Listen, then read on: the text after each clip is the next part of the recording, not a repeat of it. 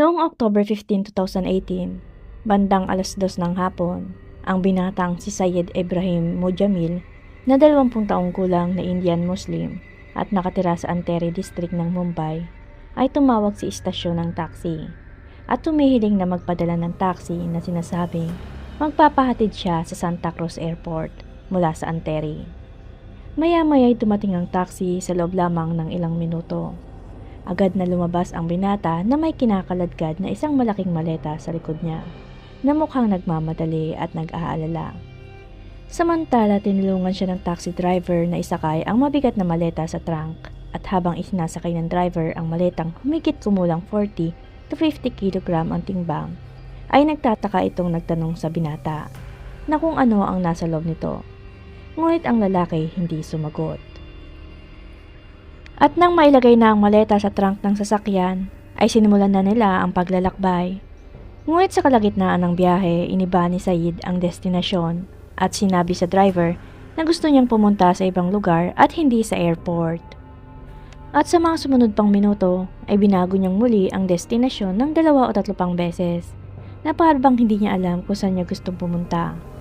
Madalas din siyang tumitingin sa labas ng bintana na tila may hinahanap o sinisipat.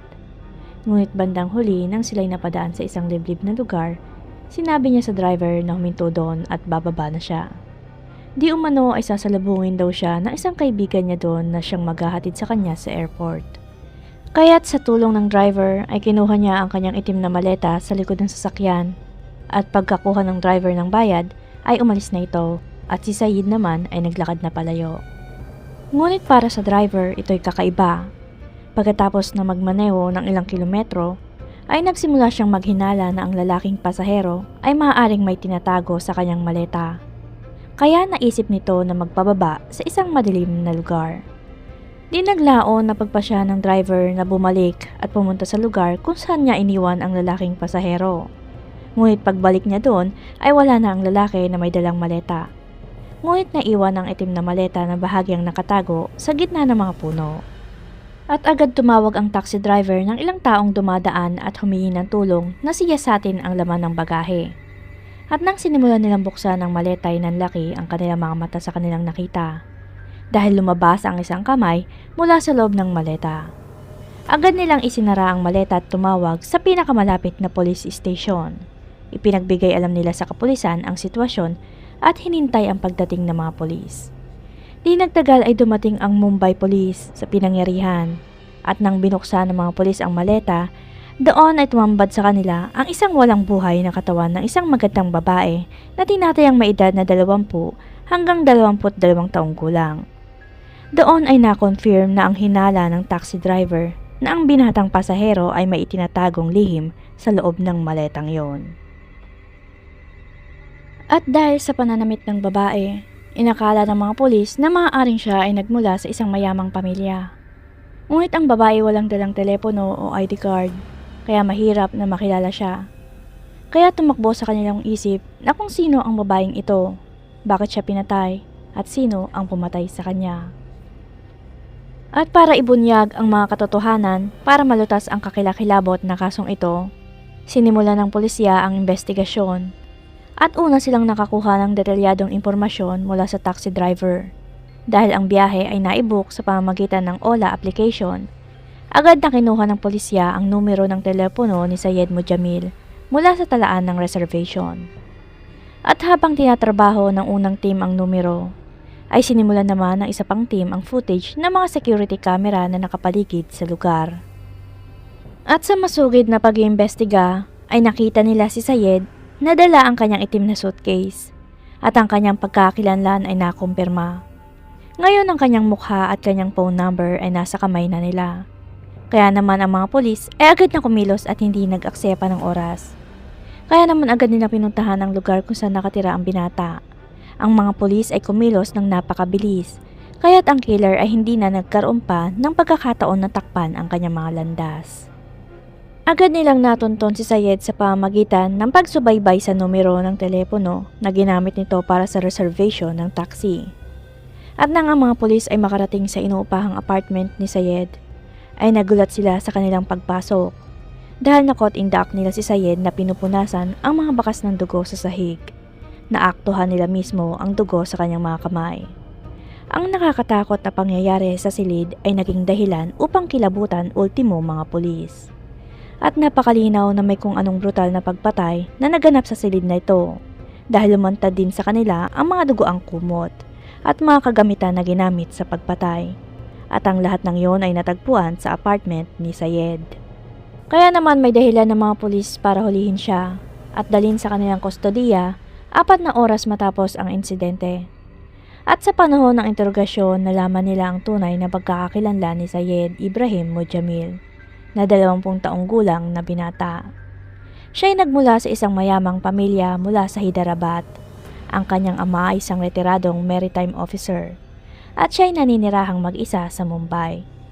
Tinanong siya ng mga pulis kung bakit niya pinatay ang babae at kung sino ito. Ipinaliwanag naman ni Sayed ang pangalan ng babae bilang Mansi Dixit. Sa totoo lang, ay mahigit pa sa love story sa pagitan ni Sayed at Mansi. Kaya naman sinimulan ng pulisya ang nakaraan ni Mansi. Si Mansi Dixit ay nagmula sa Kota Rajasthan. Ipinanganak noong May 7, 1995 sa India. Mula pagkabata ay pinapangarap na niyang magkaroon ng pangalan sa mundo ng glamour at maging sikat sa pinapangarap na city ng Mumbai. Ayon sa kanyang mga kapitbahay sa Kota, siya ay isang masayahing babae at nagsimula ng kanyang karera sa pagmomodelo sa edad na 8. Siya din ay sobrang malapit sa kanyang ina, kaya naman nagpatato siya na may nakasulat na Ma sa kanyang pulso na ibig sabihin ay nanay. Siya din ay mahilig mag-travel sa iba't ibang lugar. Bago ang kanyang kamatayan ay nagbakasyon siya sa Dubai at Bangkok noong July 2018 kasama ang kanyang mga kaibigan. At mula noong pagkabata ay masyado na siyang passionate sa modeling, acting at dancing. At madalas siyang sumasali sa ilang mga kompetisyon na nagpahanga sa ilang mga kababaihan na nag-udyok para sumali din. Sa katunayan sa edad na 14, si Mansi ay naging first runner-up sa beauty pageant na pinangalan ng Miss Kota noong 2014.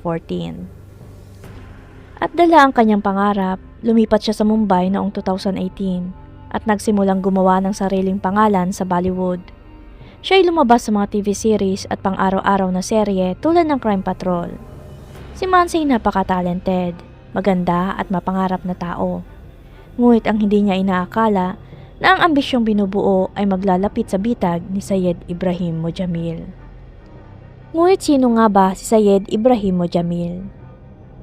Si Sayed Mojamil ay 20 taong gulang at namumuhay ng tahimik at malayo sa kanyang pamilya. Isang araw nagkaroon ng family gathering sa tahanan ng kanilang pamilya.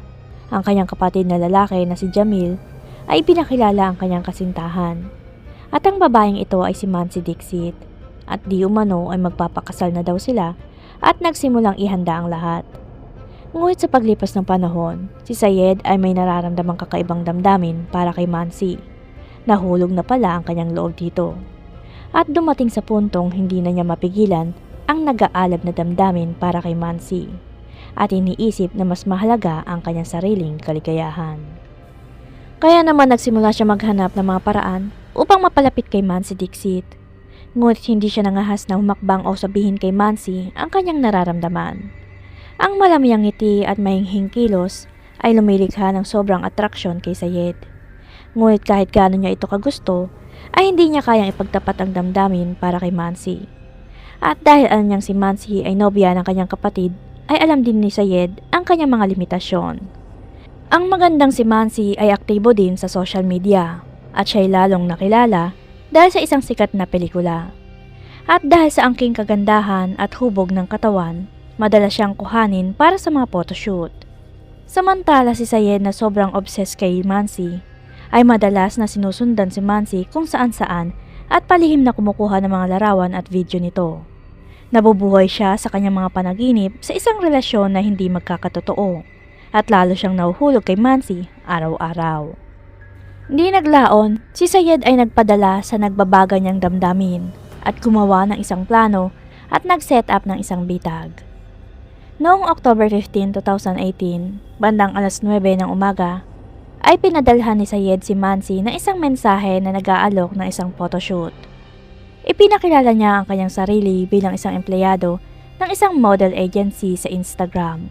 At di umano ay nagustuhan daw ng kanyang mga boss ang larawan ni Mansi. Kaya't inanyayahan niya ito para sa isang photoshoot at nangakong magbibigyan siya ng isang magandang pagkakataon sa industriya. Agad namang tinanggap ni Mansi ang alok na ito at agad na pumunta sa apartment na nirerentahan ni Sayed sa Ashiwara flat na siyang tagpuan. At habang humahakbang si Mansi paakyat sa flat ay wala siyang kamalay-malay na nalalapit na ang katapusan ng kanyang mga pangarap. At nang si Mansi ay nasa loob na ng flat, sinabihan siya ni Sayed na magpalit ng kanyang damit para sa photo session. At habang nagpapalit ay napansin ni Mansi ang isang spy camera sa kwarto.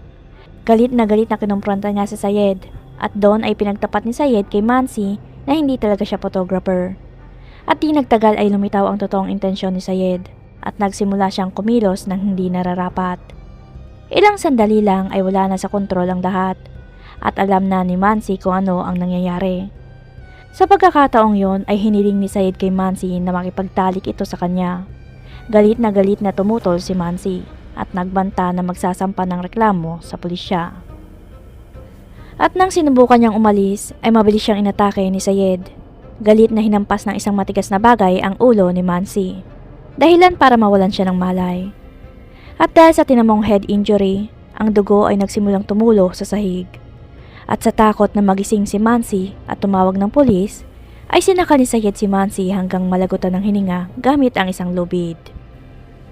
At para mapagtakpan ang krimen, ay inilagay niya ang wala ng buhay ng katawan ni Mansi sa isang itim na maleta at binalak na i-abandona sa malayong lugar sakay ng taxi. Ngunit ang lahat ng ito ay isang matalino at napakasamang plano. At salamat sa mabilis na pag-iisip ng taxi driver at sa mabilis na pagkilos ng mga kapulisan, ang kaso ay nalutas sa loob lamang ng ilang oras. Ang simpleng paghanga ay magiging masama kapag hinaluan ng maitim na balak at lihim na pagnanasa. Kung minsan ang hindi na maibabalik na mga kahinatnan ay kailangang harapin, tulad na nangyari kay Sayed Ibrahim Mujamil. Ngayon siya'y nasa bilangguan na at pinagbabayaran na ang kanyang kakilakilabot na krimen bilang isang habambuhay na sintensya nang dahil sa maling pagnanasa.